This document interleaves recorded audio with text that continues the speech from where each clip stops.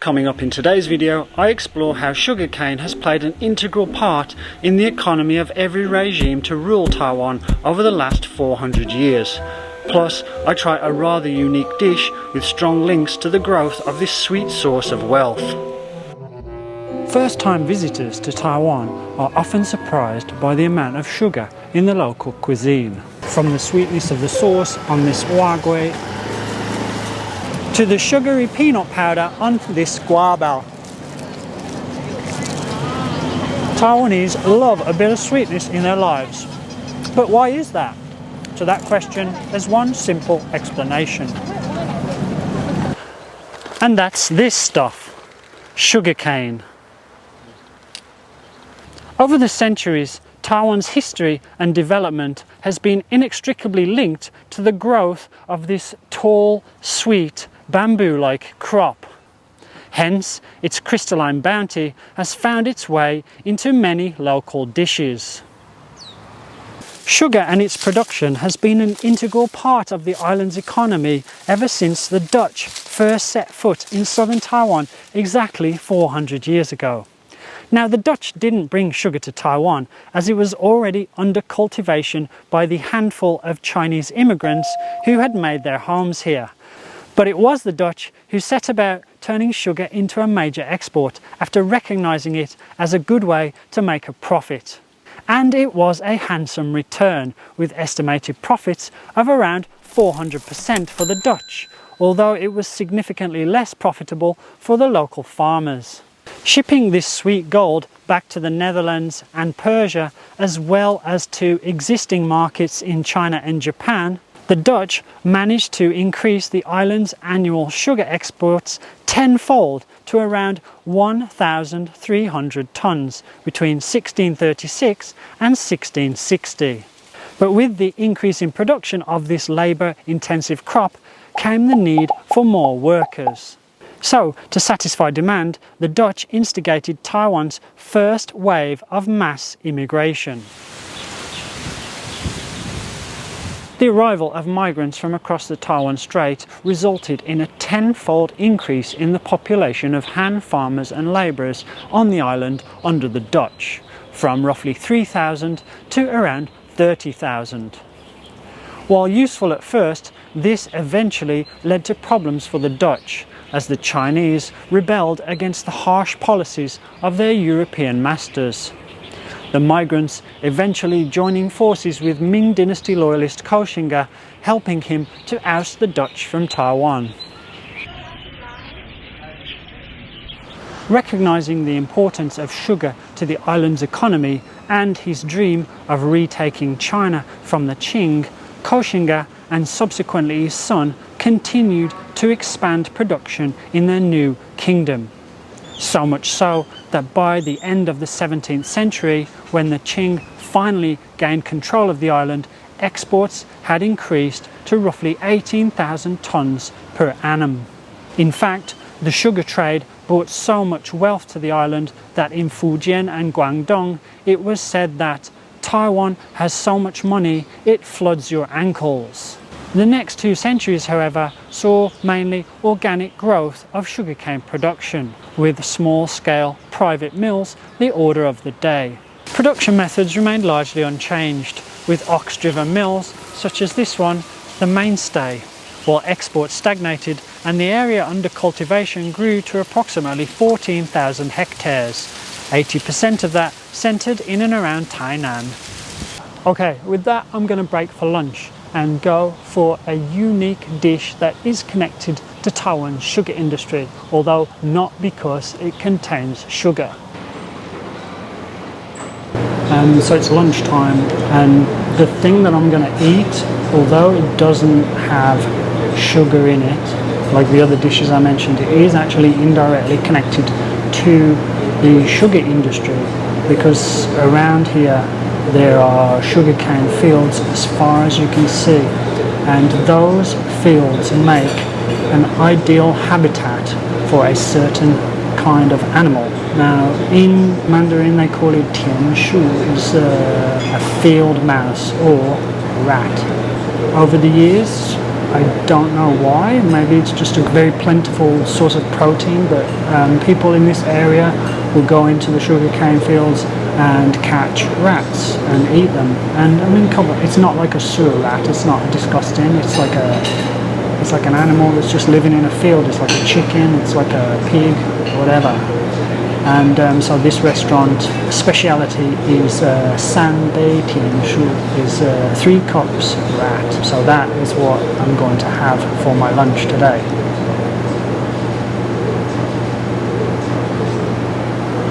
Okay, so here it is 3 cups rat.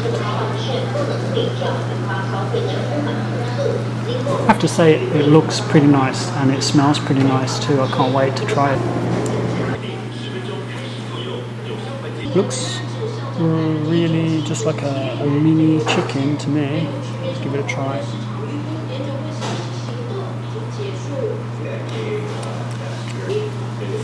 It's very hot.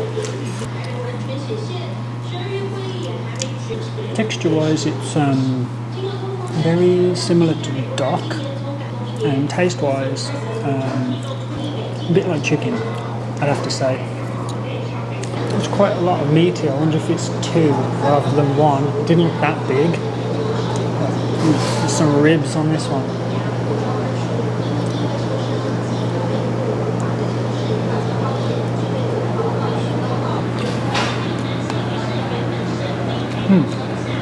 I've got a new favourite dish.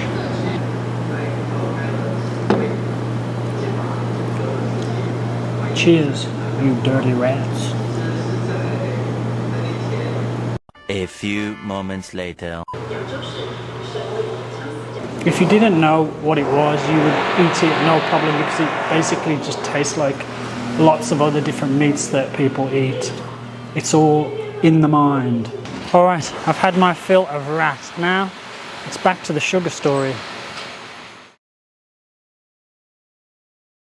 All this was to change drastically after the Japanese assumed control of Taiwan toward the end of the 19th century.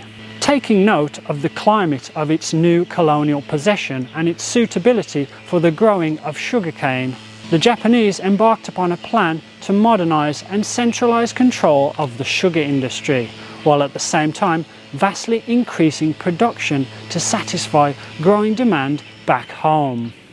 The changes began around the turn of the century with the formation in 1901 of the Formosa Sugar Company, aka Taiwan Sugar Corporation. Its mill, the first modern one to be built in Taiwan, was located at Chaozhitou between Tainan and Kaohsiung.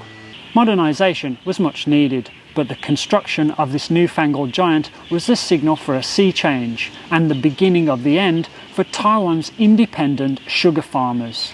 New legislation and help from colonial government subsidies saw production skyrocket, while gradually shifting power into the hands of large Japanese-owned corporations. Sweet is Taiwan sugar, but bitter is the life of a cane farmer, was a commonly heard saying during this period. Within a couple of decades, the 1,400 independent mills that had existed at the beginning of Japanese rule had all but disappeared. Anger at this massive change came to a head in the mid-1920s in what is known as the Erlin incident, when farmers from the Jianghua town, frustrated by the low prices offered for their harvest, formed an association in order to protect their rights. After negotiations failed, scuffles broke out when factory-employed workers tried to harvest the cane before a price had been agreed upon. Several farmers and organisers of the protests were later arrested, put on trial and then imprisoned. This didn't quell the farmers' ire though, as more associations were formed across Taiwan in the wake of the trial. Nevertheless, the subsequent imprisonment of many farmers and union organisers meant that unrest in the sugarcane industry had largely petered out by the end of the decade. The growth of this sweet moneymaker, however, did not, and by 1939 there were close to 50 modern Japanese sugar mills dotted around the island. Served by more than 3,000 kilometres of sugarcane railway lines, the mills produced a peak of 1.4 million tonnes of sugar that year. Amazingly, sugarcane was now being grown on 20% of all the cultivated land in Taiwan, or 169,000 hectares, from Linkou up in the north down to Hengchun in the south. At the same time, government favouritism had squeezed out the Taiwanese and smaller Japanese firms, leaving the industry concentrated in the hands of just a few.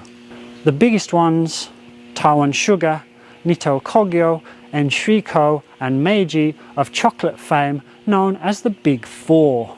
Still, sugar's heyday wasn't to last, as World War II and military needs saw many mills switch to the production of ethanol. This made them a legitimate target for the Allies, and subsequently the mills were heavily bombed toward the end of the war by the US as it sought to inflict damage on Japanese supply lines. Many were destroyed, while only 8 mills escaped the bombing campaign completely unscathed. By the end of the war in 1945, production had plummeted, falling to just 6% of pre-war levels. Like their predecessors, Taiwan's new government was quick to realise the earning potential of sugar and quickly set about engineering a resurgence. Mills and railway lines were repaired and assets across the island were merged to form the Taiwan Sugar Corporation. Plantations were expanded, and within a few years, production levels had returned to their pre-war levels, with sugar accounting for a remarkable 73.6% of Taiwan's exports by value in 1950. Sugar was to remain a top earner for the island over the next 2 decades, but by the 1970s, decline had set in as competition from places like Brazil increased and Taiwan began to move away from an agricultural-dominated economy. As production dwindled, many of the mills were closed down, and nowadays some of them have been repurposed as educational or cultural villages, such as the former Rende sugar factory near Tainan, now known as the 10 Drums Cultural Village, and here at the former Swantou sugar factory, which is now an education centre. Currently, there are just 2 working refineries left in Taiwan, at Huwei in Yunlin and at Shanhua in Tainan. And although the fortunes of the Taiwanese sugar industry may have waned over the last few years, the locals' taste for the sweet stuff has most definitely not. Cheers. Alright guys, I hope you enjoyed that sugar tale. I found it very interesting to make. Hope you guys found it interesting too. If you did and you'd like to see more Taiwan history stuff, then I have a playlist here, or you can like the video, subscribe to my channel and hit the bell for notifications. If you'd like to help support the channel, then you can click thanks down below, head on over to buy me a coffee, or now we've got memberships on the go, so I think it's click the join tab down below to find out more information about memberships. And that's it for today's adventure. Take it easy and we'll see you next time. Over and out.